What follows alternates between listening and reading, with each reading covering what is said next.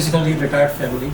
We came back from US after a long time, but that was 18, 19 years ago. But considering our age, we were beginning to have some medical problems, especially her. Because of some neurological problems and other things, it became necessary for us to find some assistance for her in terms of going up, down, even walking. So that's when we started looking into possibly getting a lift or elevator or chairlift.